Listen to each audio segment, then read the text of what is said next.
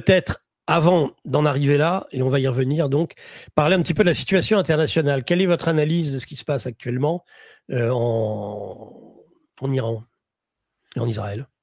Ben, ce que je redoutais depuis des mois est en train de se produire. Euh, Quand on parle d'antichambre de la Troisième Guerre mondiale, je pense que nous y sommes, et le Oui, terme n'est pas abusif du tout. d'accord. Pas abusif parce que euh, Israël, par sa stratégie et ses actions militaires récentes, a commencé, entre guillemets, à terraformer et à niveler d'abord, à niveler, détruire pour peut-être un jour reconstruire toute une ère d'influence qui serait sous sa coupe. Donc bien sûr, il y a son ère d'influence immédiate qui est la Cisjordanie, Gaza. La Jordanie est un allié depuis un certain temps. L'Égypte également est alignée, ne posera plus aucun problème vis-à-vis d'Israël. Mais il fallait aussi, eh bien, il fallait démanteler le bras armé de l'Iran au Liban, qui était donc le Hezbollah, le parti de Dieu. Ils l'ont fait. Et il fallait mener une guerre par proxy pour, enlever, pour arracher, pour détruire le régime de Bachar el-Assad, ce qu'ils ont réussi à faire.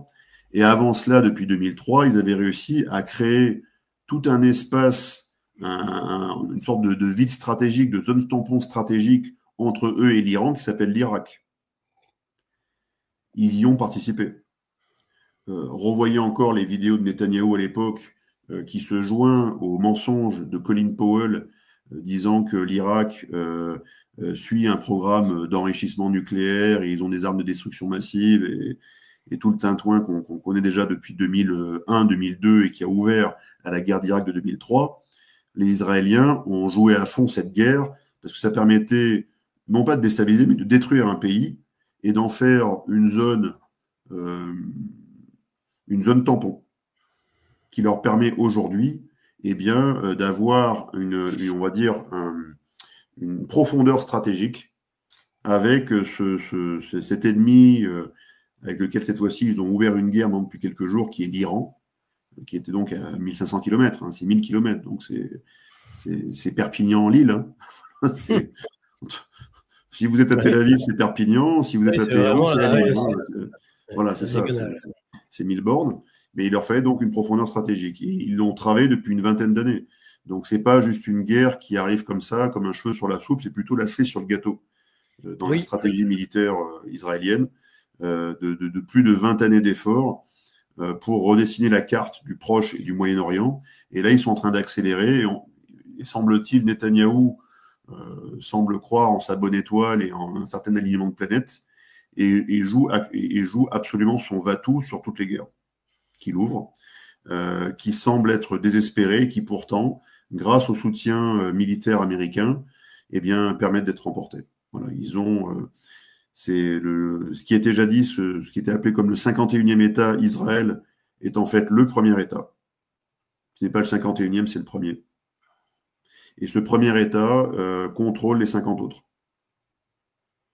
Et donc, la plupart des Trumpistes BA qui se sont félicités depuis des mois de la victoire de Donald Trump, j'ai toujours gardé cette prudence en disant attention, ce sont ce sont les sujets majeurs qui détermineront non pas que l'attitude, parce que Trump est aussi une succession d'attitudes, de comportements scéniques, médiatiques, mais qui détermineront vraiment quel type de lame de fond est Trump.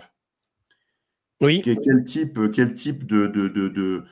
comment va-t-il, est-ce qu'il va toujours être MAGA, Make America Great Again?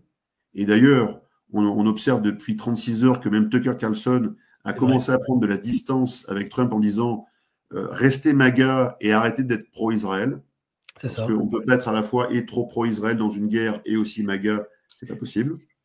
Donc c'est très intéressant aussi ce repositionnement. Et les deux sujets sur lesquels Trump va manifester qui il est, ce qu'il pense, par qui il est éventuellement manipulé et ce qu'il est capable de faire en homme libre ou pas, c'est la Fed, la Federal Reserve et l'Iran. On savait depuis longtemps que Trump voulait en finir avec l'Iran, certes, mais Trump a été élu aussi par rapport en fait à un pacifisme qu'il a porté en bandoulière en disant nous devons revenir vers une forme voilà, d'isolationnisme. 4 ans de traversée du désert où on dit il n'a pas ouvert une guerre, un foyer, voilà. Exactement. Donc, nous devons nous restructurer, nous devons penser américain, restructurer l'Amérique. Très bien. Et là, il est en train visiblement d'alimenter une guerre parce que, vous savez, les 200 aéronefs israéliens qui ont bombardé l'Iran ont pu le faire grâce à la logistique américaine. Comme jadis, nous, en 2013, quand on a bombardé Kadhafi, les côtes libyennes, on a pu le faire encore grâce à la logistique otanienne. Donc il y a toujours la main des Américains derrière, toujours. Et Trump aurait pu noyer le poisson en disant oui, vous comprenez, j'ai été doublé par mes services qui ont travaillé avec le MI6 et frappé vos aérodromes militaires en Russie. J'ai été doublé par ces services, ce n'est pas moi qui ai ordonné cette attaque. Ok, on peut le croire. Mais maintenant, quand on voit, là il ne s'agit plus d'espionnage, il ne s'agit plus de Black Ops ou de cellules secrètes ou de quoi que ce soit. Il s'agit de bases militaires américaines, de la grosse logistique américaine qui permet à Israël de frapper l'Iran ouvertement et d'ouvrir la guerre. Donc les Américains sont déjà en co-belligérance, c'est une évidence, et vont peut-être même entrer en belligérance avec l'Iran. Et s'ils entrent en belligérance, ben là, je pense que Trump va tomber le masque. On verra qui est véritablement Donald Trump. Et beaucoup de personnes vont en faire des cauchemars après avoir imaginé beaucoup de choses sur les chapeaux blancs, toutes ces choses-là. Voilà. C'est votre analyse, c'est votre intime conviction.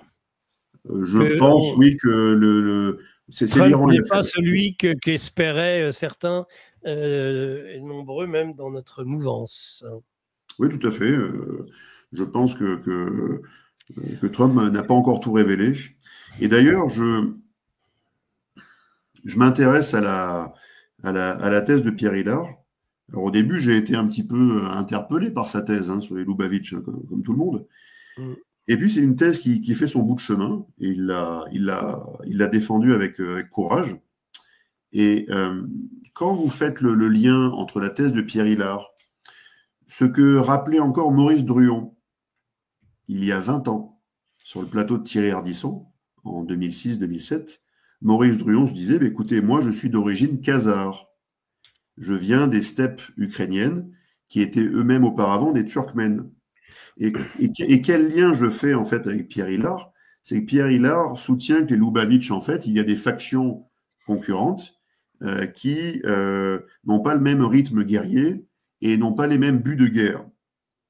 Imaginez maintenant qu'un des buts de guerre d'une de ces factions ait été de recréer une sorte d'Israël sur les terres ukrainiennes, l'Empire khazare, et qu'ils aient échoué. En Ukraine, c'est-à-dire que la guerre russo-ukrainienne tourne à l'avantage des Russes. Donc la faction Lubavitch ne pourra pas demain réclamer ou espérer peut-être la refondation d'un empire khazare sur les terres ukrainiennes. Imaginez que cette faction est perdue. Il y a une deuxième faction qui, elle, prône non pas le retour de l'empire juif khazare, mais le grand Israël, et cette fois-ci l'Israël biblique. Et là, ils ont relancé la machine.